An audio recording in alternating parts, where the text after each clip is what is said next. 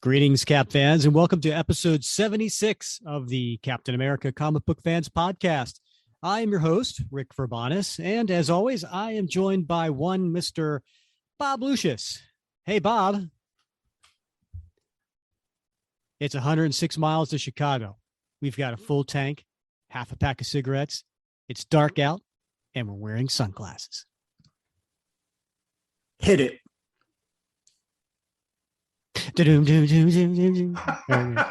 All right, that's the Blues Brothers. Hey, that's right. Yes. And I have a sneaking suspicion why you've picked the Blues Brothers. Because the comic we're reviewing is from 1980 today, Bob. Uh-oh. Bob just got a look on his face. Did I get the assignment wrong? No. This is today we're covering Captain America, Iron Man issues 3 and 4. And just like we did when we covered issues 1 and 2 in episode 71, decided to, because it's like a buddy story with Cap and Iron Man, decided to quote famous buddy movies. So this one is from the Blues Brothers. Mm-hmm. It's an appropriate one too, man, because this is a buddy story. Yeah, it is. It truly is. Do you have any other Blues Brother quotes that you like? Oh gosh, you put me on the spot. You know what I like? I like the scene. Me and my buddies, we used to quote this in college all the time. How much for the little girl? Your wife. But that went down different back then. Yeah. Now it'll get you on a QAnon hit list. Yeah, I know, right? Or how about when the nun was smacking him? You have filthy mouths with bad attitudes. Like, sir, bleep, bleep, bleep. Oh, the penguin, bleep. Oh man, that was a good movie. That was a good movie. They had a sequel, didn't they? Did they have a sequel with without John? Yeah, Jim Belushi. Yeah, Jim Belushi, right? Yeah, and John Goodman. You're right. It was John Goodman. Yeah. And of course Dan Aykroyd. But I didn't see the sequel. I didn't either. I felt like I loved the first one too much. I didn't want to ruin it by watching what I've heard was not a great movie. Yeah. So there's a few sequels like that. I can't think of any off the top of my head, but I do remember. Along the way they sometimes make a sequel, and you wonder, like, what were they thinking? Money, I guess. Money is what they were thinking, right? Money, but there's some you just don't want to see the sequel because the original was just too perfect. And then in some cases, the sequel was better than the original. Well, that is true. Right. I mean, you think of Empire Strikes Back. Absolutely. Yeah. Right. I mean, not the Star Wars wasn't great. Right. But Empire was better. Yeah, for sure. The acting was better. They got better over time. Yeah, and it had a better director too. Yeah. That had a lot to do with it. But yeah, sometimes the sequels are better. Sometimes the sequels are worse. It's just it's funny. Yeah. Star Trek. Which one? Which series? Well, I mean, the Wrath of Khan was superior to anything. Khan. That was on the original series episode. I can't remember the name of the episode, but the one with Khan was on TV the other night. And so I was trying to explain to Bobby, what this was all about. And of course he has no interest whatsoever in anything I'm talking about. So that was sort of wasted breath, but I was trying to connect it to the movie. And I was just so excited that was on TV. He was such a creepy character. Yes. With the fake chest. Was it a fake chest? Oh, yeah. I didn't know that was a fake chest. Yeah, that was not Ricardo Montalban's real chest. They were implants. I thought he was looking really good back in the day. I mean, look, listen, Facebook group. Things you learn. Tell me if I'm wrong, but I'm pretty sure Ricardo Montalban had a fake chest. Huh. Yes. Oh, all right. That was made out of rich Corinthian leather. Or maybe that was the Cordoba that he was pitching back then. I don't remember. Right. But no, But yeah. So today we're covering Captain America, Iron Man issues 3 and 4. Now, Bob, we made a we made a rookie mistake. You would think back when we did episode 71, and if you haven't listened to 71 and you're just reading or listening to this now, pause, go back, listen to 71, because that's issues 1 and 2. Today we're covering 3 and 4. You don't want to miss those. But we made a rookie mistake, Bob. What's that? What did we do? We said we were going to break this into 3 episodes because it was a 6-issue miniseries. Yeah. It's 5. Guess what, right? Bob? Yeah, it's 5. Oh. I think it's 5. I'm pretty sure it's 5, right? I don't know. I assumed it was 6, but yeah, it might be 5. Yeah, I think it's 5. So I'm going to be sad to see it go. Yes, it is 5. It is 5. So what's going to happen is we're going to have to come back and do 5 and then fill in the rest of that with maybe talking about the upcoming Cap series or something like that, something important, something special, something we want to give our listeners their money's worth. Yeah. Right. Speaking of money's worth, right? Yeah. We appreciate our patrons. We do have a handful of patrons that have signed up on our Anchor page and are making a monthly donation to our group to help us cover our expenses, and we appreciate that. We have 3 different levels that you can pick from, and if you go with the middle level or higher, with the middle level is what we call our Shield Slinger, Bob. Mm-hmm. And it's only $4.99 a month. Pack of cigarettes, man. Okay. Pack of smokes. I was going to go with a comic, but okay. So not that we condone smoking. So yes, for $4.99 a month, you can be a Shield Slinger. Now for Shield Slinger, Bob, you get a whole bunch of different perks. One of which is this, hear that? That is our What Would Cap Do challenge coin. And you might have seen images of this on the Facebook group, or if you actually go onto our website, which is CaptainAmericaComicBookFans.com, you can see images of both sides of this challenge coin. One side has Cap's shield, the other side, it says, what would Cap do? And then each side has 4 different attributes that to help you remember, the different things that Cap stands for. So anyway, if you are interested in getting the coin, we're not selling those. We are only giving them away to our patrons. Then you can sign up and find out more information on CaptainAmericaComicBookFans.com. End of plug. Now, another way you can get these coins is by giving us a 5-star review on Apple Podcast. And Bob, we've got a new one. Shall we read it? I want to hear it. All right. This next review, 5-star review on Apple, is from Walter in Tucson. And Walter writes, the title of his is Great Fun with 1 exclamation point. And we already talked about before how many exclamation points are appropriate, right? Mm-hmm. This one has 1, completely appropriate. Walter writes, this podcast, along with the Captain America Comic Book Fans Facebook group, has really increased my appreciation of the Star Spangled Avenger. I look forward to listening to a new show on my drive into work every Wednesday morning. This is the only, and this is Cap's only podcast I listen to regularly, and I highly recommend it. Rick and Bob do a great job of adding insight to the books they review, and I really enjoy listening to the interviews of some of the industry greats. So thanks, Walter in Tucson. You are part of the giveaway that we're going to do for our challenge coin. Great review, and I wish him well in the contest. I hope he scores. Hope he scores one of those coins because, like you said, they can't get them anywhere else, Rick. Can't get them on eBay. They're not on Amazon. Yeah, and if I catch any of you, we'll track them down. Yeah, posting this on eBay or something like that.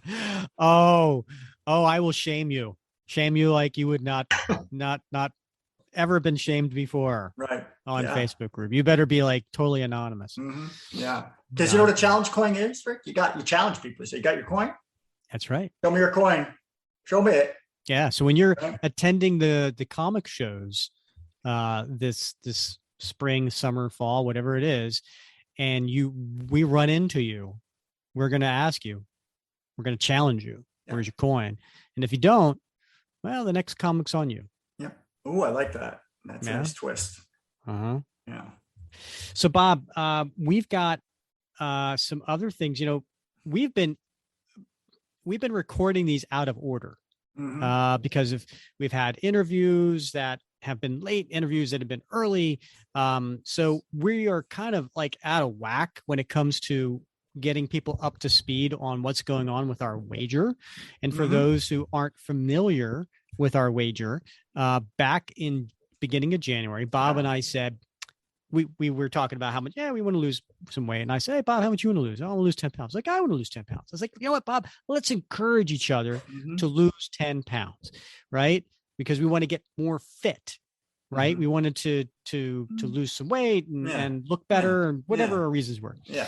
So, healthier, right? So we went ahead and we've had this challenge. And if you've been listening, you know that we've encouraging each other so that the loser of the bet, whoever the other person who wins by getting the 10 pounds first, has to pick a song that the loser has to sing on the show. We're only going to do 30 seconds, right? It's not going to be the entire song, but we're having a little fun with it, right? We've come up with various songs. So Bob, what new song do you have in mind for me if you win the contest? Well, I got to tell you, Rick, I don't have a new song. I'm going back to one of the earlier selections because I've been thinking about it a lot. I've been thinking to myself, that's just something I want to hear from you. And that is, the Bette Midler, Wind Beneath My Wings. Right. Yeah, I do recall, Bob. We both picked that song at the same episode, and I swore that I wasn't going to let you have that one because that was something that we both came up with, and I was like, but it's like a synchronicity, It's like two time streams just collided into something amazing. Yeah. All right. That's fair. Okay. Well, we'll see what happens. I thought, Bob, maybe if I won, and I've had some various good songs that I've. Oh, you have? Yeah.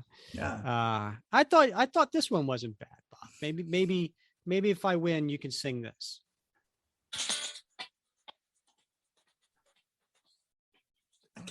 Shut.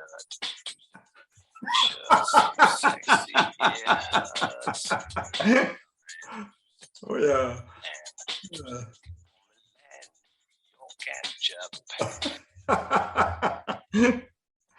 Oh, that's a classic. Yeah, right? It is. Yeah, that'd be Right Said Fred. Right. We're gonna do Right Said Bob. All right. That's a beauty. All right. So Bob, where I'm at right now. And it's just going to be confusing to our listeners, right? Because we've been recording these out of order. But as of right now, episode 76, I have lost 5.4 pounds. Wow. All right. That's good. I think the last time we spoke, I was at 4.5, maybe something like that. Yeah. So now I'm basically at 5.5. So I'm inching away. Away. Good. Yeah. That's good. Yeah. How about you, Bob? Where are you at? Well, Rick, I know this is going to be painful for you. You got the rower, right? You've been working out hard. I got You've been exercising really hard, Bob. I have. This has been my plan all along, right? So I cut out all the sweets, cut out alcohol, right? I don't eat after 6 o'clock at night, right? I have been cutting down on carbs, which has been difficult because my wife's in training for a marathon. So she wants carbs certain nights of the week. So we've been eating separate meals, right? I got the rower. Bob, you didn't give up alcohol. I've seen you. Oh, I did. Normally I would have a drink every podcast, right? And my once weekly beer on Saturday night with a bowl of chips, but those have all gone by the wayside. So I got the rower, been doing, about 5,000-6,000 meters a day on the rower. But Rick, the thing that really put me over the top, because I tell you, I've been sort of lingering around 202, 203. You've been lingering at that 5 pound mark where I have. And for weeks after week, it was like around 5 pounds. Right. And I'll tell you, I haven't weighed less than 200 since I was probably 25. Really? Yeah. Yeah. Typically my body is, I guess, I've gone as high as 210, even when I was like super, super fit and super chubby, 210. But yeah, I haven't been less than 200 and that I can remember, like until maybe back when I was 25 as a young lieutenant. Mm-hmm. But I finally found the key, Rick. You found a key? I found.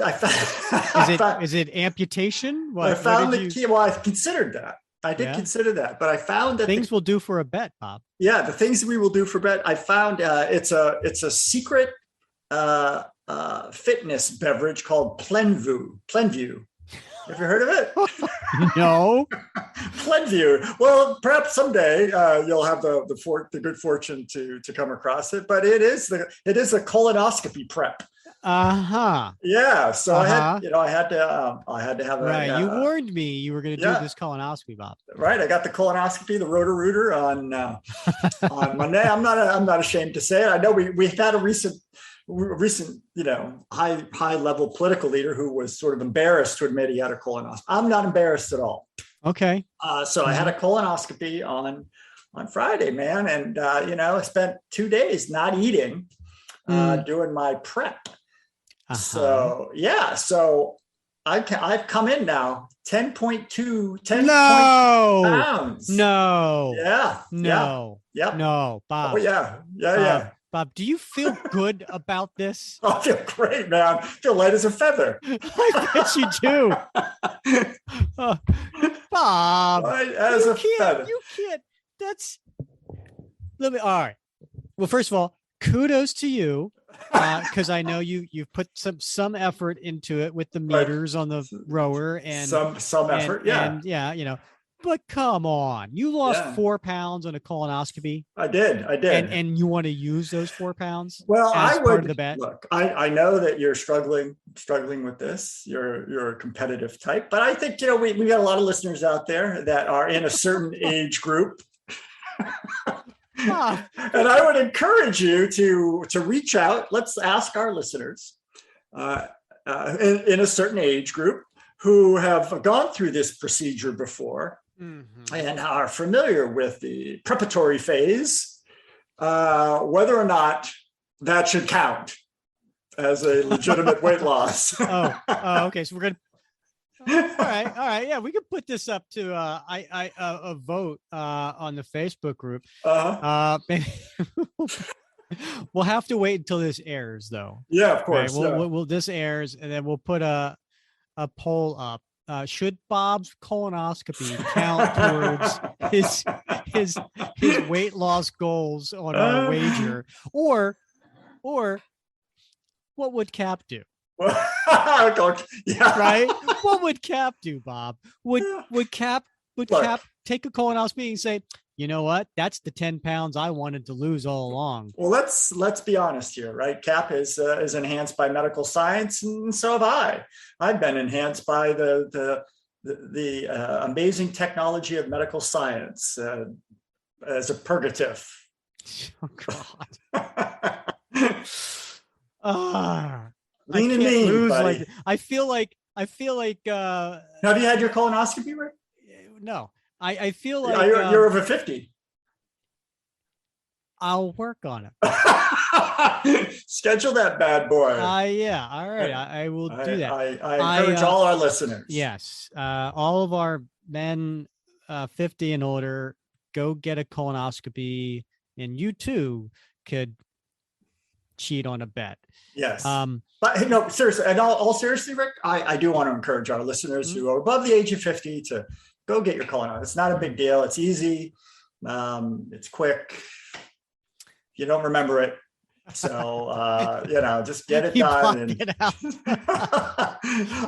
I remember this isn't my first one, of course, but but they give you that little injection of sleepy juice, and I remember I felt my head getting all foggy, and I said, hey, I just want to say thank you guys. I want to thank you in advance, and I appreciate that juice, and I'm gonna take a little nighty night right now.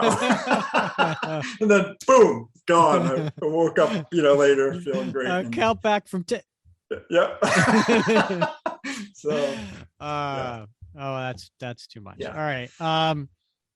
Bob, there's one other thing I want to get to before we get into Captain America Iron Man 3 today. So this episode is airing. It hits on March 23rd. So we still have about 8 or 9 days left of the Captain America Cover Madness tournament that we're doing. Now, while we're recording this, we're still towards the end of round 1. And it's been going pretty good, right? Get a lot of fun comments and some back and forth, people explaining why they like this cover over that cover. And listen, if you haven't done it yet, going onto the Captain America Comic Book Fans Facebook group, go on there, and then that way you can vote. Now, Bob, one of the things that I was a little worried about, like we did this March Madness bracket last year, we did our favorite Captain America comic book artists, right? And it was a poll. It was actual poll, like a Facebook poll that you could do, and it was very easy and it didn't take up that much time. But this one, covers are images, right? Like you have to see them. So I was like, well, we can't do a poll with images. How do we do this? So, all right, well, I'm going to post 2 pictures, and then I'll tell people, if you like this one, that's voting for the left. If you heart this one, it's voting for the right. And I explained that in each one of my posts. And then what would happen, and I was worried about this. I actually talked about this to Megan before. I was like, you know what? And me, right? I'm straight by the book. I'm completely straight, honest kind of guy. I went through the seeding. We went and we had the votes of, people who submitted their in the preliminary, like over 120 covers, right? And then the ones that got the top 32 votes made it into the group. And then I went by a standard bracket seeding. It's kind of like 1 versus 32, 2 versus 31, and so on, right? And so based on votes, I seeded those. And then I said to Megan, I was like, you know what? I got a feeling the ones on the left are automatically going to get some additional votes because people are just going to like the post just because they like the post, not because they're voting for the one on the left. And I was like, well, we'll see how it goes. And sure enough, now, again, the seeds, the better seeds, 1, 2s, 3s, 4s, they were winning because they were the more popular ones to begin with, which makes sense. So then I get a message from one of our longtime patrons. I won't mention his name because I don't know if he wants to be called out in the air, but he said the same thing. He's like, hey, I wonder if da da da da. And I was like, you know what? I was thinking the same thing. All right. So that night I spent a couple hours, Bob, because I went in and I tried to figure out how to do this. Because the other thing people were doing is they were confused where they were actually clicking on the image of the comic and then liking it there, or click on the image of the comic and hearting it there, thinking that's how they voted, not on the post, but on the individual images. Yeah. So it was like, I guess whatever. So I went ahead and I decided, all right, I'm going to make this one image of 2 comics. Then I created a frame above the 2 images, and I got a caption of what the heart looks like and a caption of what the wow symbol looks like. Yeah. And I put it on the same image above the covers, and it like I foolproofed it, right? And then in the post itself, I then explained, do heart for this, do this. And then I even said, please note, if you do anything other than a heart or a wow sign, it will not count. And then of course I still got likes. Yeah. Now, I was a little upset because I spent a couple hours on this. Mm-hmm. And I was like, oh, man, and I'm trying to explain to people, and then lo and behold, one of the people who hit the like button on the post, you know who it was, Bob? Who, Rick? It was you. It was you. Now, I was pretty cool about it. I pinged you and I was like, hey, Bob, I was like, did you mean to do this? Like, I didn't like come out and like start hammering you, you know what I mean? I was just like, hey, Bob, I just, did you mean to do this? And you're like, yeah, I didn't have time to write a comment. I was really busy and whatever. I was like, well, Bob, that's not what I said. You're supposed to do heart or supposed to do this. And then you come back and you said, well, you should have wrote a whole separate post to explain that to everybody. Yeah, I did. And that, oh my God. Yeah. I just about lost it.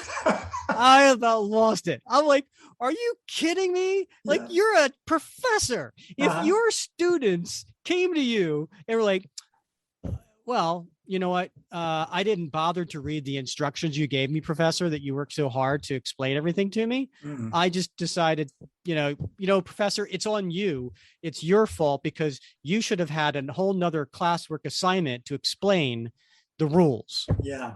Rather than me actually reading them, you should have done that. Yeah. Well, and if your students said that to you, what would you do, Bob? Well, it depends. If I change the instructions for assignments sort of mid-semester, then I think I'd be a little more lenient. I'd be a little bit more understanding that the instructions they were following were the ones that they had been following all along. And suddenly they're changed midstream. Midstream, Rick. Who uses a wow emoji? Oh my God. So here's the thing, Bob. To prove my point, we'll get 60 voting for this one and 50 voting for this one, and I'll still get 8 likes. Yeah. You know why? And I'm looking at them, and I look. I'm pretty sure English isn't their first language when I'm looking at the ones that are doing the likes. Right? I mean, no offense to them. We have people from all over the world that are part of our Facebook group and who listen to this podcast, and we love you. Yeah. But that's the common theme I'm seeing amongst the people who are liking them. Yeah. Even though I'm using visual images of hearts and wows. Yeah. Well, I think, and I didn't want to go into this, in our little direct message, but people very much are on, once they learn a sort of a routine, it sort of files away in the non-conscious processing of behavior, and they no longer, we make hundreds of food-related decisions every day, but the vast majority of them are non-conscious. And so once we do something enough, you don't really think about it. And so when I'm on my phone and I see 2 pictures, I just, default to my cognitive heuristics. And what do you mean you didn't want to get into it in our chat? Here it is. And I quote, it seems you overestimated the amount of cognitive attention some people apply to these tasks. Well, maybe I did. Once sufficiently routinized, people tend to push that stuff to non-conscious operations unless there is reason to bring into the fore again. Yeah. At least 16 of us did so far. A better bet would have been to make a separate post about it before deploying it. What do you mean? So, thanks for not getting into it in the chat then, Bob. Oh, you're right. I guess I did get into it. And I was just like, what? Yeah, sorry about that. I know you've been doing a lot of work on this, and I know we all appreciate the amount of work that you do to set this up. But yeah, I think I probably was at a stoplight, but I probably looked at my phone and I said, oh, okay, yep, I like that one. Well, don't have time to do, green, gotta go. Don't have time to do a comment. And then, away I was. So, and I think there will always be probably some folks who, boom, boom, boom, automatic, gone. Oh, I know. There'll always be some outliers. I totally get that. I'm not so egotistical to think that everybody stops and reads my post verbatim. Yeah. Well, I will from this day forward. But I think you're right. I mean, I think you had an inkling that maybe the original setup just wasn't set up optimally to account for people who would just simply like a post. Yes, I was worried about it, and then it was brought to my attention, and then sure enough, it panned out that way. But I did make sure that the amount of likes added to the underdog did not still beat the favorite. Right. So it that's why I wanted to do it before we start getting to 15 versus 18. The big matchups. Yeah. In the brackets. So, So good catch. All right. Get that off my chest. Sorry about that, folks. I know we're well into this podcast. You're like, get to the comics. All right. So Bob, Captain America Iron Man number 3. Here is the solicitation. Captain America is shaken after a relic of the darkest chapter of his life resurfaces in the hands of a villain, and Iron Man struggles to keep him on track. When the hunt for Veronica Eden leads them to a stolen S.H.I.E.L.D. helicarrier, they'll need all of their focus to survive a high-tech ambush. And that is a solicitation for issue 3. The cover for issue 3, Bob, is another Alex Ross cover. And it is a wonderfully painted image of Cap and Iron Man fighting a gigantic robot who happens to be Myrmidon. And this is a kind of a scene that takes place in the issue. How the heck does Ross crank these things out, man? I don't know, man. But he gets a pretty penny for each cover when he sells on original art. Yeah. That guy's racking in some dough, man. This is written by Derek Landy, who wrote the Falcon and Winter Soldier miniseries that we covered back in the day. And penciler and inker is Angel Unzueta. Colorist Rachel Rosenberg. Letterer Joe Caramanga, and then a trio of editors that would be Martin Biro, Caitlin Lidvet, and Alana Smith. So I'm going to read the recap since people may have been a few weeks since they listened to the last episode.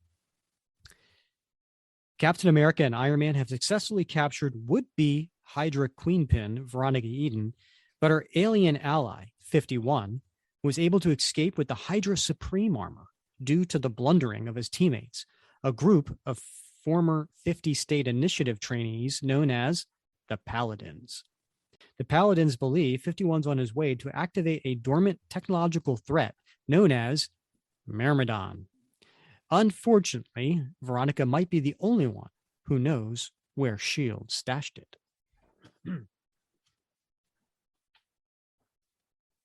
So we open up in the splash and picking up from the last scene of the last issue, and we have Veronica Eden tied up, and she's sitting on a crate in a warehouse, and she's being questioned by Iron Man and Captain America. And this is in the annex. And by the way, just as a reminder, the story is being told from the point of view of the villain, Veronica Eden. So occasionally we will get her inner monologue, and she starts the story and it says, "Take it from your pal, Veronica, Tony. You're a threat and you're going to destroy the world." So she's sitting here and she's just blabbing away to Iron Man and Cap, who are saying nothing. "I want to speak to my lawyer. He's not very good and I think he hates me, but I still want to speak to him. Failing that, I want to bargain. If you have any kind of deal, I'm interested. If you tell the judge not to hold my little prison escape against me, which I barely had anything to do with, then I will tell you everything. I'm talking plans, schemes, plots, co-conspirators, and secret partners. The good stuff, guys.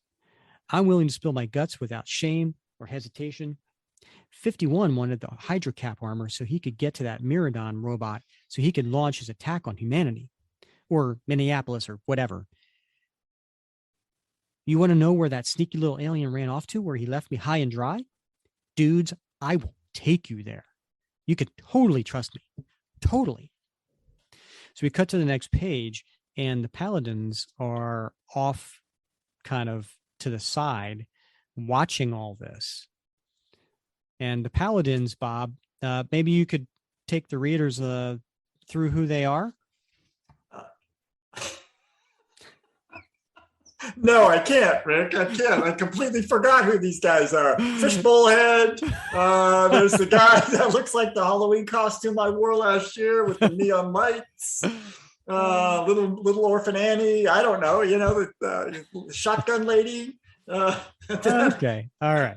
Wrestler girl. So the Paladins are 4 different characters. We have somewhat of a leader called Vox, Vox. He kind of does some sort of electrical thing, power, right?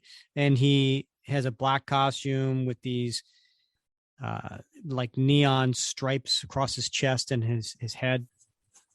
Then we have Pioneer. She is a woman, a blonde, wearing a prairie dress and hat, and she carries around a shotgun. We have Prima Donna, who, as you put, looks like a roller derby chick, right? Yep. She's strong and wearing like a kind of a athletic gear. And then we have Think Tank, who is a cut guy wearing a cape, but he has no head. And instead, he has a glass bowl with a brain floating in it, and the brain has eyes and a mouth. And for some reason, there's a headband tied around the globe. So Think Tank says, what do you think they're talking about? Probably about how much they hate you. Prima Donna, that's not helping. Do you think they're talking about how awful we are as heroes? We're not awful. We're just unlucky. Think Tank, if you're so darn curious, why did you just read their minds? I am not reading Captain America's mind, Pioneer. Are you crazy? Do you think Tony Stark's going to fire us? Tony Stark can't fire us. We're not even in the initiative anymore. No one can fire the Paladins except the Paladins. Do you think we're going to fire us? So we cut back, and Steve and Tony are walking away from Veronica so they could have a private conversation over the next 2 pages. What do you think? I think we can take Veronica with us. She knows more than she's letting on, and I don't trust anyone else to be equipped to handle her. Steve? And Steve's just walking away quiet. This is about the armor 51 stole, isn't it? I'd understand if it's something you don't want to talk about. Why wouldn't I want to talk about it? It's just another costume that another bad guy happened to be wearing when I kicked the hell out of him. The only difference being that bad guy in question was me. That Steve Rogers was not you. He was twisted and distorted, yes, but he was still a version of me. Wow. You think we should have fought back, don't you? Even though reality had been altered, you'd have expected any version of Steve Rogers to fight against fascism, wouldn't you? No. No? A little. So the armor is what? A symbol of your failure to fight the impossible? You do realize how astonishingly dumb that is, right? Can we get back to the matter at hand? Sure, Steve. Sure. And he puts his hand on Steve's shoulder, and Steve looks down at it. Just know that I'm here to talk if you need it. What are you doing? I'm being nice to you. See? It's weird, isn't it? And that's going back to a little earlier in the story where Steve did the same thing to Tony. So they come back, and Steve says, Miss Eden, you're going to take us to wherever 51 is hiding out. If you attempt any subterfuge or shenanigans, we're throwing you back in your cell and taking it from there. Shenanigans? Wow, you really are from the 1940s, aren't you? I'm with her, Steve. Shenanigans? Really? Just get her onto the jet. Aye, aye, Captain.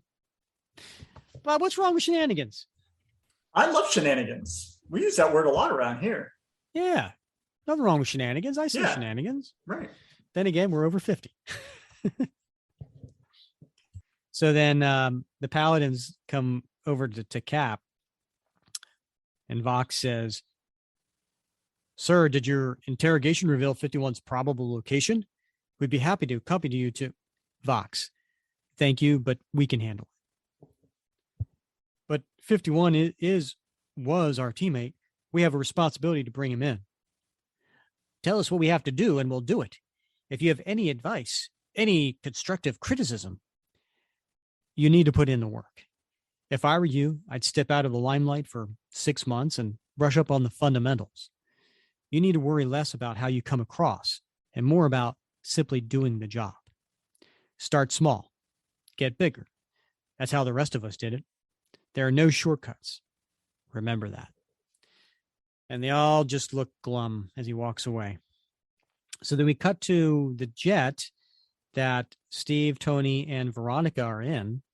And Steve and Tony are in the two front seats, and Veronica sitting behind Tony. And Cap is looking at an iPad tablet type of thing, and he sees the robot that's on the cover. So this is the Meridian. Did it give you much trouble back in the day? A bit, but I was using an early suit, so I don't think it counts. Who built it? The Overseer, a top-of-the-line supercomputer AI created to control the population of a small island. Impressive stuff. But very of its time. Limited. Not that limited. Quite limited. We never could find out who had built it. Veronica, are you sure about these coordinates? Scanners still show nothing ahead. That's because it's cloaked, Tony. And they're the same coordinates I gave 51. So keep an eye out for that lovable rogue. If we're lucky, we got here before him, and we can lie in wait. Look at me, being all cooperative and stuff. Definitely something to mention to a judge. Am I right? And Meridian done. I don't keep wanting to say Meridian. And Myrmidon's on board? You're sure? The annex is repository for alien tech and villain hardware. But the adjunct is where all the cool bleep is kept. Hello, baby. And sure enough, flying up in the air, this helicarrier is the adjunct. And then we hear the inner voice of Veronica. I say Stamford, Connecticut to you, and what immediately springs to mind? It's the 612 people who died after that unfortunate new warrior dust-up, isn't it? Don't worry, you're not being morbid. I think about them all the time. Well, not all the time. Sometimes I think about the dead people in Broxton, or the mountains of dead people in New York, or, well, you get the picture. A lot of dead people, basically. You know what they call what happened in Connecticut? The Stamford Incident. Bob, what's she referring to in Stamford? Yeah, back in Civil War #1, Rick. Kicked off the whole thing. Yeah, the new warriors. Mm-hmm. Yeah, accidentally got a school blown up. And then what about Broxton? I don't remember Broxton. Broxton was the mountain city area near where Thor, I think, was. But anyway, that was during Siege. Oh, okay. And Fear itself, I want to say. Yeah. And then we cut to the next page and we hear the rest of her monologue, and it's interspliced with the Paladins, but I'm just going to read her and then I'll cut to the Paladins. And it's kids like the Paladins who are responsible. So what do you do about it, Tony? You have your little civil war. A few years go by, and then there are more unsupervised superheroes than ever. You're a threat, Tony. So we cut to the Paladins and they're talking. They're at a coffee house. They think we're dreadful. Captain America told us to go back to school. Everything we've done, everything we've worked toward, none of it means anything. We're not done yet. We could still turn this around, Donna. You're with me, right? No one's ever liked me. What? In high school, I was all too tall, too pretty. All the girls hated me and the boys thought I was stuck up. When I started modeling, I thought it would get better, but it made things worse. And then this happened, and she flexes her muscles. This was supposed to be the start of something new. People were going to finally respect me, to finally like me. But I can't even get that right. And then Think Tank. Did I mention he's just a floating brain in a globe? With a headband. Yeah. Yeah.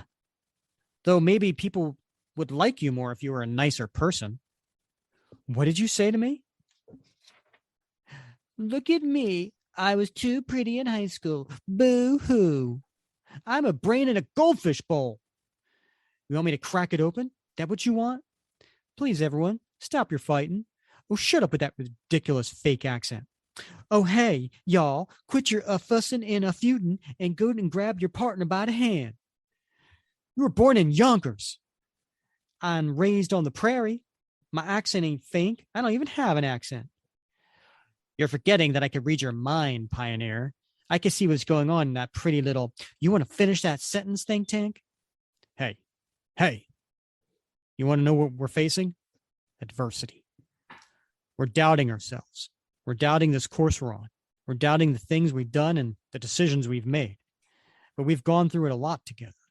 We've forged unbreakable bonds. We're the Paladins. And one of these days, we're going to save the world. Any idea how? I don't know if you've noticed, but our 5-point plan to success hasn't been working too well recently. Yes, there have been setbacks. Our long-term plan has been derailed and things are getting dangerous. But that doesn't mean we give up. It just means we fight harder. We go out there, we stop 51, and we give Captain America and Iron Man whatever help they need. They think they know what they're up against, but they have no idea. All right, so we cut to the next page, and it's Iron Man and Captain America battling Meridon, and we have Veronica just standing there watching. We're on board 5 minutes, and already you're in a life or death struggle. If ever proof were needed, this is it. You're a threat, and you're going to destroy the world. Everyone with a power or a costume or a gimmick, you're not safe to be around. And by the way, the whole time during this, Cap and Iron Man are fighting against this giant robot. People who seek out these powers and weapons, who've experimented with these technologies, there's something wrong with you. Mutants don't have a choice. They're born the way they are. But the rest of you have this insane need to be more than everyone else, to be special. It's not right. Of course, the mutants, the Inhumans, the Eternals, they all see what we're doing and they'll come to your aid, maybe. So they'll have to be dealt with too. I wish I didn't have to do this, Tony. I wish it didn't have to be done. But do you want me to count every single world-threatening event that you superheroes were responsible for? I mean, in the last 10 years alone, you've... And then she's out of nowhere coming in to help Cap and Tony is 51 in the Captain America armor, right? From the Hydra Cap. And he comes in and he hits him and it makes a loud sound effect, Bob. Clang! Oh, I like the reverberation. Nicely done. Thank you. Guess he didn't come here to work with the Meridon. Then what does he want? And where's she going? And then Veronica says, never mind. We only be delaying the inevitable.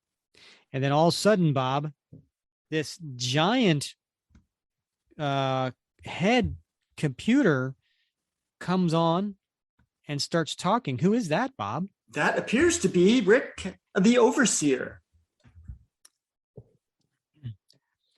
Hello again, Iron Man. Tony, you remember the Overseer, don't you? Back when you first saw him, he was plugged into a cave.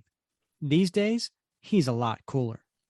Steve, the helicarrier systems have been rerouted through here. This thing is the helicarrier. Veronica, you're working with it? No, God, no. Nothing so impersonal. What we're doing is so much more.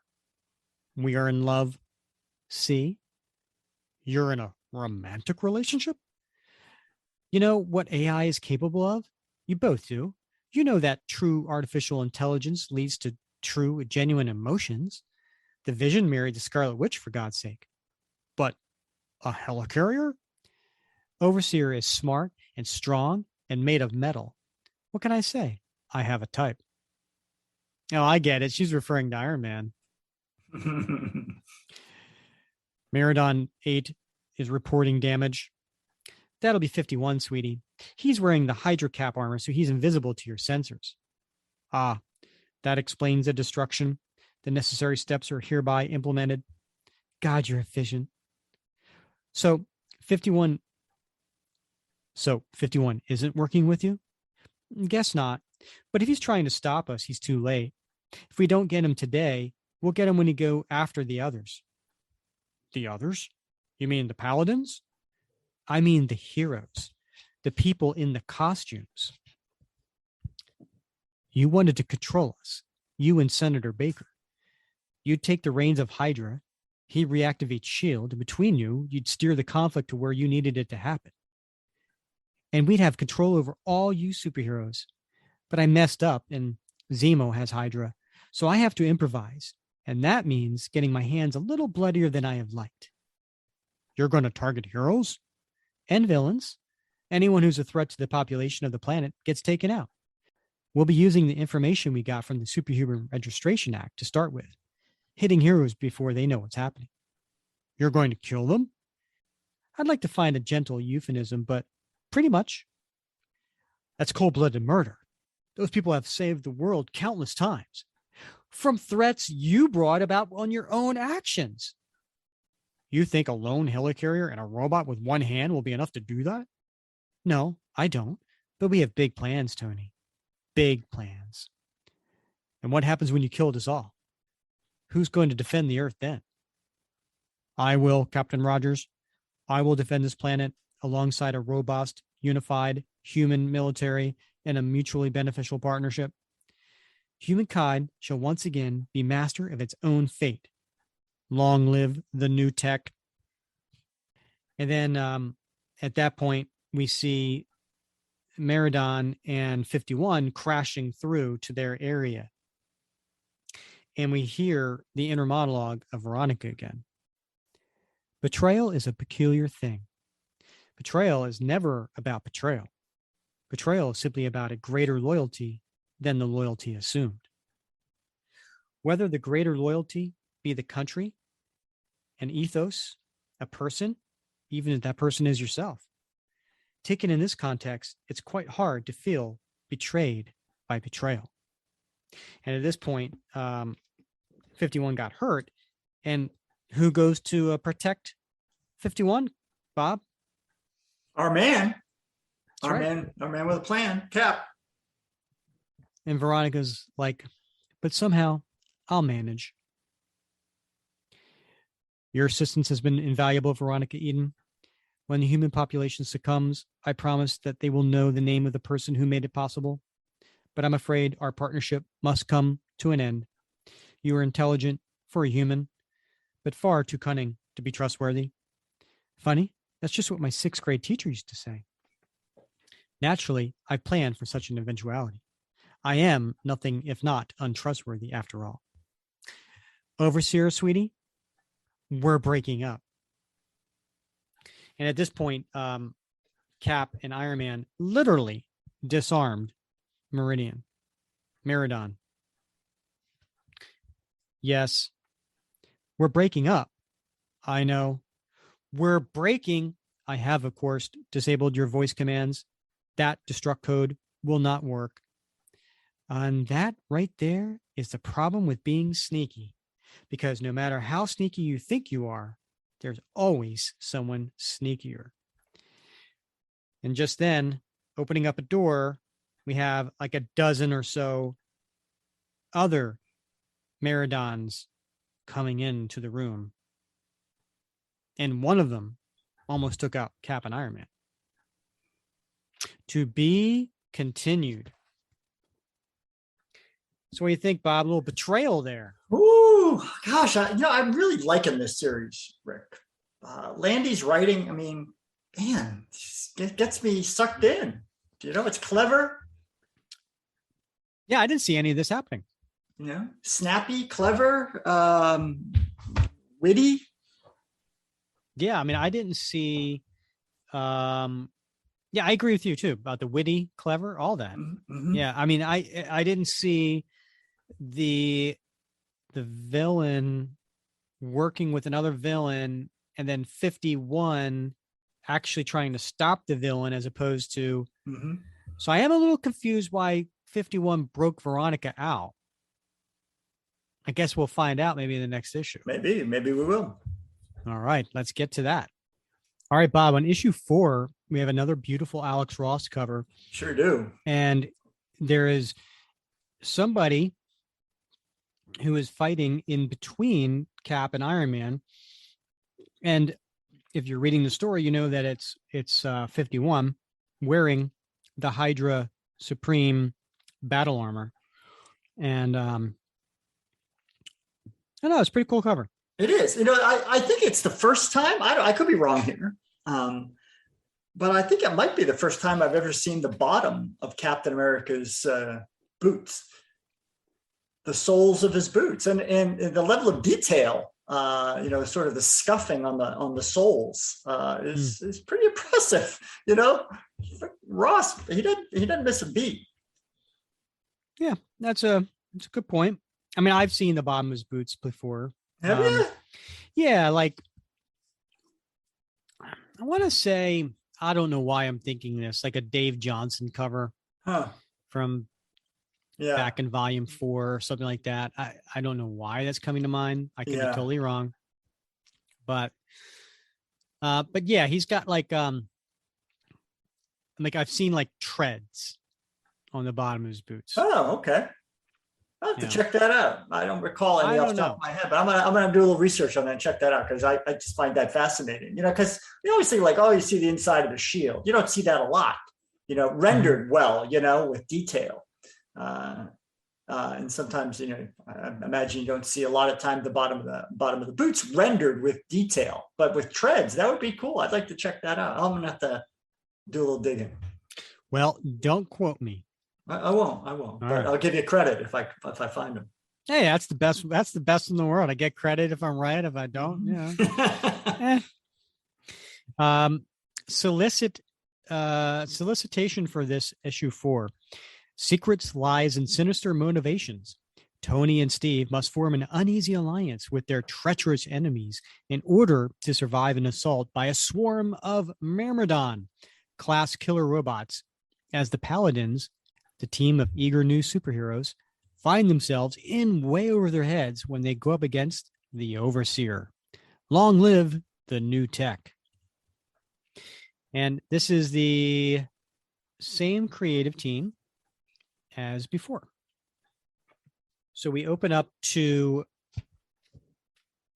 the first page, and it's a half splash, and we see Cap laying down 51, who's been injured, and Iron Man pressed up against a door, and they're in kind of like a corridor of this ship, right? And you hear this noise on this other side of the door. What is it, Bob? Clang, clang. 51. Can you hear me? 51. Tony, he needs medical attention. You'll have to take him. I'll stay behind to deal with the Overseer. You have to find out what the hell's going on. Boss. Now, when he says, Iron Man says boss, it's B, it's an acronym, BOSS. And what does that stand for, Bob? I have no idea anymore. Rick, he's gone through so many assistants. I don't know. I don't read Iron Man. Who's boss? So, but it's an artificial intelligence developed, like Tony Stark. Right. Yeah. Right. And I don't know what boss stands for. Could stand for anything. Yeah. Who hasn't wanted to save the world? I grew up reading about Captain America. We all did. He was a hero, not just for Americans, but for anyone in any country who valued freedom, equality, and decency. My parents taught me right from wrong, but Captain America taught me what it meant to be a hero. He taught me that sometimes sacrifices have to be made for the greater good. So we cut to the next page, and there's Veronica, and she's kneeling in front of the overseer. And she says, "You're a bleep. Technically, you broke up with me. Then you took it to the next level when you tried to initiate my self-destruct sequence, when you thought I had a self-destruct sequence. Why would I have a self-destruct sequence? Seriously? I thought we had something, overseer. You know that? What is the whole long live the new tech thing? Explain that to me." It's the future, Veronica. It's me. I'm going to remake America. And once I'm done here, my reach will spread around the world. Why do I always hook up with the ones, human or otherwise, who want to remake civilization? What's wrong with just letting it go about its business? Why do you have to make saving the world so damn complicated? Next page is Minneapolis Sculpture Garden. And we have Iron Man carrying 51, flying, and he's landing into the park, who is there met by the Paladins. What happened? A bunch of killer robots beat the hell out of him, prima donna. My scans can only make rudimentary sense of his physiology, but it looks like he's going to be okay, though he does seem to have some respiratory issues. His helmet's broken. We have a spare back at Paladin headquarters. We'll take him there. You have a headquarters? It's an apartment. An apartment? I think he needs professional medical attention. A hospital couldn't give him the help he needs. We can handle it. Where are you going? A pair of Myrmidons have been following me since we left. You need help? I've got this, Fox. You help your friend. And hey, when he wakes up, don't be too harsh on him. Something else is going on here. We're going to find out what. Hey, Bob, on this next page, it's a full page ad of Electra 100. Are you looking at what I'm looking at? I'm not. What is it? An Electra? What are you looking at right now? I'm looking at a hard copy. I'm looking at a hard copy. My hard copy doesn't have an ad. Let me see your hard copy. Hold on. Oh, no, it is. Page was stuck together. My bad. You weren't even on the same page I was reading, Bob. Yeah, page was stuck. You weren't on the page I was reading, Bob. All right. What the hell are you doing over there? I was reading ahead, but my pages were stuck together, so missed a page there. Okay, I don't know what I'm more upset about. The fact that you're not following along with me, or somehow your pages are stuck together. Why are your pages stuck together, Bob? I don't know, man. I was just about to talk about how nice an images it was of Electra, but apparently you know that all too well.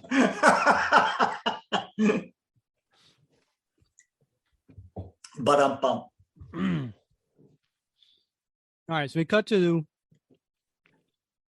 the next scene, and it's Iron Man flying up into the sky to meet the two Myrmidons, whereas it interchanges with Steve in his armor battling Myrmidons in the helicarrier, and they're having a conversation over the comm. Steve, you good? How's your armor holding up? I'm not happy, Tony. I'm very not happy. Wearing this suit makes me want to punch something. And how lucky are you that we're in the punching something business? Keep in mind, that immune to detection thing won't last forever. The helicarrier's scanners are being recalibrated as we speak. excuse me for a moment. You Myrmidons are a hell of a lot stronger than you used to be. But that's okay. So am I. And he punches the robot in the gut. Steve, you there? Tony, can you read me? You can't defeat us. You won't defeat us. We have God on our side. We will remake you, improve you. You'll get on your knees and thank him. You will join us in worshiping him. Long live the new tech. And Cap gets kicked into a wall, but he gets up and he comes at him with his shield and knocks out his knee, kicks him in the back, and then cuts off his head. I'm not going to argue with you. You're a robot, and I don't like arguing with robots. Boss, are we still tracking the helicarrier? Negative. The helicarrier has cloaked and moved from its position. The communication channel with Captain America has been blocked. Yeah, kind of guessed that. Minneapolis points of interest. You are now passing over Paisley Park. Damn it. You're making me miss Paisley Park. And he starts punching the robot. What's Paisley Park? Why is he upset? That's isn't that Prince's compound, or the artist that formerly was known as Prince? No, he's still known as Prince. That whole thing was just a phase. Was it? Well, he's dead now, so yeah. So therefore, he's Prince. He definitely formerly. Oh, too soon, Bob. Boss, find me Senator Baxter. Locating. And then we cut to Steve in the helicarrier. Hello, Captain. This is the Overseer. I don't know where you are, but I know you can hear me. I'd like to talk, if I may, about you, about me. I was brought back online when the other you was Hydra Supreme, and I watched with great interest the battle to reclaim your mantle. It was honestly inspiring. I was Veronica Eden's project. She had no dealings with the other you. Neither did I. Still, I found him limited. But you asserted yourself. You dominated and vanquished your opponent. You took your rightful place in the world. That's all I want to do. I was created to control people, to lead them, to make their lives better, to make their lives happier. That is my sole purpose. I will serve them by leading. I just have to assert myself. I have to dominate and vanquish. I have to take my place in the world. So we cut to the next page and we get to a restaurant that is empty except for one senator sitting at a table having a meal. And here comes in Tony in his Iron Man uniform, but he's holding his helmet on his side. Senator Baker. Tony Stark, what are you? I'm sorry, I'm meeting your date for this evening isn't coming. I'm afraid their security system wouldn't let them out of their own house. Still, it looks like you started without them anyway. I'm here to talk to you about Veronica Eden. That chair sounds precarious.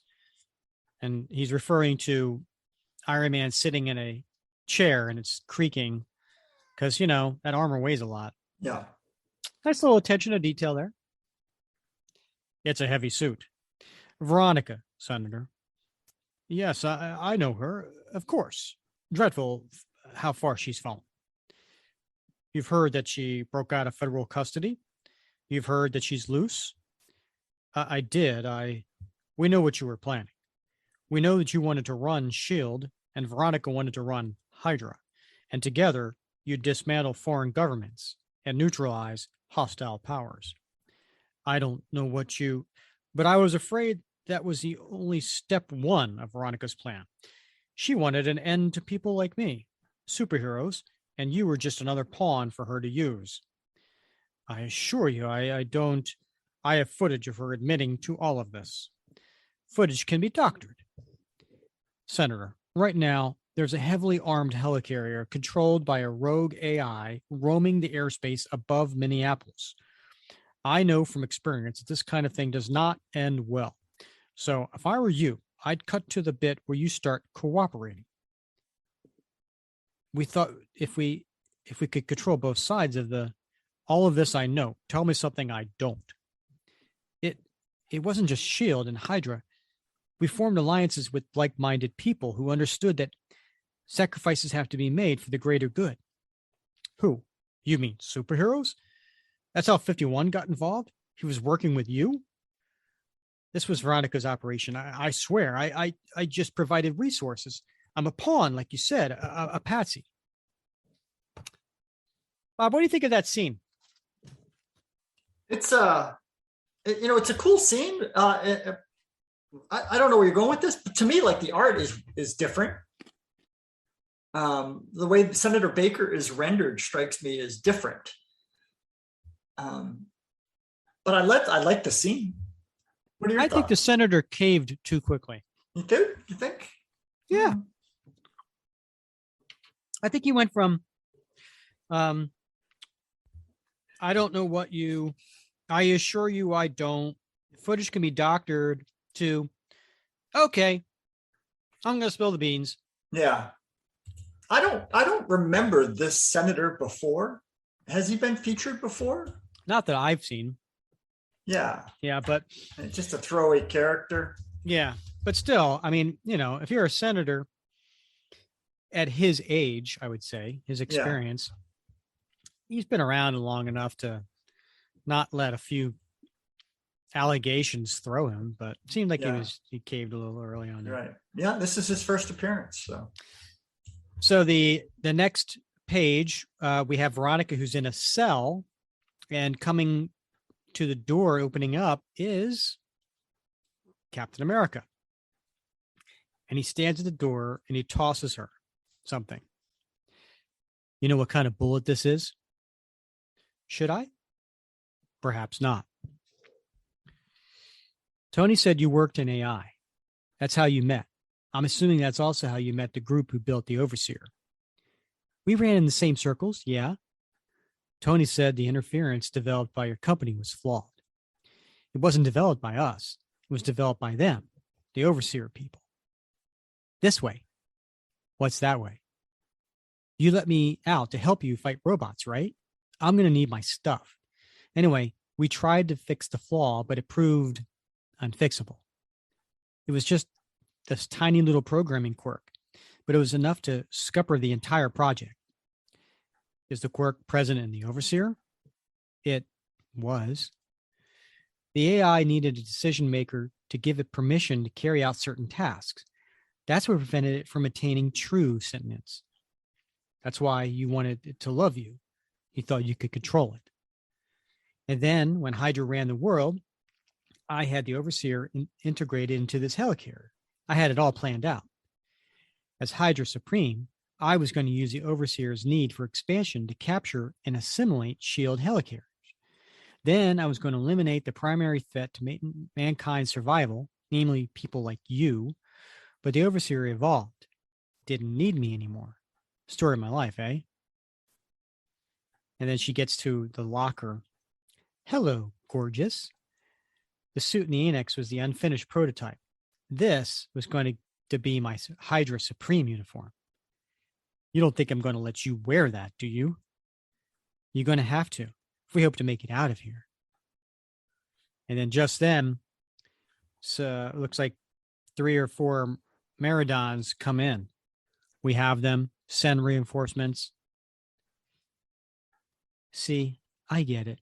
Stepping into a suit of armor, picking up a shield, being suddenly strong, suddenly powerful, it's wonderful. It's a rush unlike anything I've ever experienced. Add that to the true and utter certainty that what you're doing is good and right, that you are a decent, noble person, that you are a hero, that you are needed. It's downright addictive is what it is. Is that why you do it, Tony? Is it filling a gap in your life? But it's because I understand it that I know we can't be trusted. We're not built for it. This rugged individualism that permeates the myth of the superhero. The world is the way it is because we've lost sight of the community we need to be. Steve Rogers understands it, but he's not it. He's the opposite, and he can't help that. So he'll have to die too. And so what's the new uniform that she just picked up? And she's got a lot of stuff going on there, Rick. She's got, looks like Doc Ock's arms. Looks like she's riding on the Goblin's glider. I don't know. She got some other stuff going on. I don't know about the chest plate. Got some weird goggles going on. Looks like the Cyclops goggles. Cyclops. I don't know. I don't know what that is. That looks. I don't know what. I don't know what that's. Rick's giving me a hand signal that looks off color, and so I don't know if he's flipping me off or what that is. Her tail, Bob. Oh, the tail. Yeah, oh yeah, there's the tail. It's a scorpion tail. Yeah, I didn't recognize that as a tail. I thought, yeah. I was like, well, I don't know what that is, Rick. This isn't one of those Max comics. Oh, yeah, turn it around. Yeah, tail. Got it. Okay. The bullet I showed you. It's a 44-40 cartridge, the kind used in a Winchester rifle that Pioneer carries. I found it next to some structural damage consistent with the power set of some other members of the Paladins. You told them about what was on board this helicarrier, so they came here to reactivate Mirrodin, to use it as a villain for them to defeat in front of the whole country. A manufactured enemy. They were taking their cues from you. At the same time, the senator and Tony are talking, and Tony's coming to the same conclusion. It wasn't just 51, was it? The rest of the Paladins were part of your plan too. You were going to use them in a stage fights with Hydra. Only those plans were postponed for whatever reason, and the Paladins felt they were in danger of being forgotten. But once they reactivated the Mirrodin, it chased them off. Instead of taking responsibility for their actions, they hoped the problem would go away on its own. And then we cut back to Veronica. They're a bunch of kids with superpowers. What'd you expect? They switched on a killer robot who then went on to switch on its megalomaniacal mechanical monster. Say that 3 times fast. I didn't get it. I said monster. All right, ready? They switched on a killer robot who then went on to switch on its megalomaniacal mechanical master. They panicked. And then we cut to the senator. 51 objected. He felt they had a duty to tell someone about what they've done, the threat they unleashed. The other Paladins talked him out of it, but it took some persuading. Is that what you call a fight over Chicago that resulted in $3.2 million in damages? A good guy doing bad. You know, you can't buy copy like that. Uh-huh. From what I understand, they orchestrated a few run-ins whenever their visibility was waning. Innocent people died, which means all 51 has tried to do is help people. While the Paladins, and then the conversation between Veronica and Steve, the Paladins framed it as 51 going bad. They cooked up an elaborate story explaining his motivations, but no one really cared that much. Think Tank worked for him, figured out how to control him. 51 became their public archenemy. It got them some press. People started to take notice. Hey, I'm not defending them. They bleeped up, and their mistakes are their own. But 51 must have been building up a resistance to Think Tank's control. When he broke free, his first move was to recruit my help in getting him the armor of yours. I thought it was just for another mock battle, but I guess he wanted to break in here to shut down Mirrodin. And then we cut to the last 2 pages, Bob. Mm-hmm. And it's a scene in, I guess it's their apartment. And they have 51 sitting at the end of a dining room table and he's unconscious. And in front of him is a pistol on the table. And the four of them are looking at him. And we cut to Veronica's inner monologue. I'm not saying it's all their fault. It's not. Superheroes aren't any more flawed than the rest of us. We're all bleeped up in a myriad of different ways. But when you take those flaws, those insecurities and neurosis and strange little needs, and put them in the body of someone who can fly or lift tanks or read minds, that's when it gets tricky. That's when the line is crossed between acceptable risk and unacceptable threat. When you've got the power to change the world with a mood swing, you really have to check those moods, because some of them can be downright murderous. And what we see is the four paladins, and they're doing a rock, paper, scissors to, I guess, basically pick who's going to put the gun in 51's hand to make him commit suicide. Wow. To look like a suicide instead of a murder. To be concluded, Bob. Wow. Now that's a nice twist. You know, there's been quite a few little twists along the way in this 4 issues so far. Really has. Good stuff. Yeah. So we'll talk about our feelings on the series as a whole the next time we cover with issue 5, because we'll have some time, and we'll come back and we'll talk about those. But just immediate reaction. What is your immediate reaction? Oh, I love it so far. You know, I love the Falcon and Winter Soldier miniseries by Landy. I love Landy's Black Order miniseries, and I love this mini. His writing is just it's snappy, it's witty, as I said. There's great twists and turns. The dialogue is I think great. I think he gets how Cap sounds, how Tony sounds. I love the Veronica Eden character. She's one of the freshest characters I think I've seen in a long time. She's fun, right? She is. I want to see more from her. So so far, I love this series. Yeah, I agree with you. I like Landy's writing, and he's certainly found a gem in that character of Veronica Eden.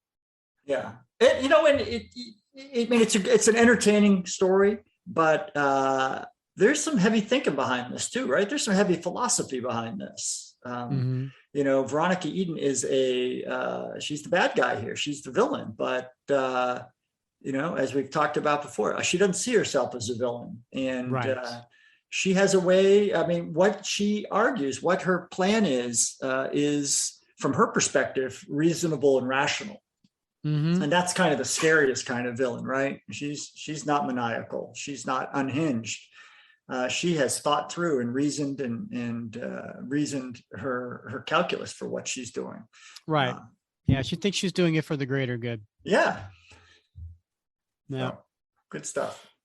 Okay, so next episode, Bob, episode 77, we're gonna jump back to 1999. We're gonna party, Bob, like it's 1999. Speaking of Prince. Yeah, right. We're going to cover a Mark Waid story in Captain America: Sentinel of Liberty. We haven't touched that series yet. So, and that is a solo Captain America series. So by all means, it's a story focusing on Captain America. So we should be taking a look at that 12 issue series. And we're going to cover issues 8 and 9. And you know what's cool about issues 8 and 9, Bob? What is it, Rick? I don't know if you heard this recently, but you know, Sam Wilson is the new Captain America. He is. Yeah, right. Well, that sounds interesting. Yes. I mean, I appreciate you playing along, Bob. But you know. Yes, of course, and the listeners know that I know that. But, yes, yeah. So Sam's been Captain America, and so this happened in issue 25, where Sam gets this uniform, gets the shield. Cap is old, right? And he needs a successor. And then Sam takes it on. He has a nice little series. Then he has another series. And, you know, there's a lot of people out there who really liked Sam as Captain America. And then this is going on to the MCU. This is the new series coming out in 22. There's a Steve Rogers Captain America. There's a Sam Wilson's Captain America. Well, guess what? In issue 8 and 9 of Captain America Sentinel of Liberty, this is the first time we see Sam as Captain America. It is, and it's surprising, even among Cap fans who maybe they're just not familiar with this 12-issue series that came out concurrent with the main series. Maybe folks didn't read that, or maybe they weren't paying attention. But there was a lot of shock when, particularly when the MCU Falcon and the Winter Soldier Disney Plus show came out. And, people were trying to find the first appearance, right? And of course, everybody thinks of that 25, that handover of the shield. But a few folks out there pulled that Sentinel of Liberty series out of their back pocket and said, no, here's where it is. Yep. So we're going to cover that 2-part story in next episode, in episode 77. So make sure you come back for that, and we'll be happy to take that panel by panel. Mm-hmm. All right, Bob. As always, it's been fun wrapping Cap with you. It has, Rick. Let's do it again next week. All right. He's Bob Lucius. I'm Rick Verbanis, and you've been listening to another episode of the Captain America Comic Book Fans Podcast.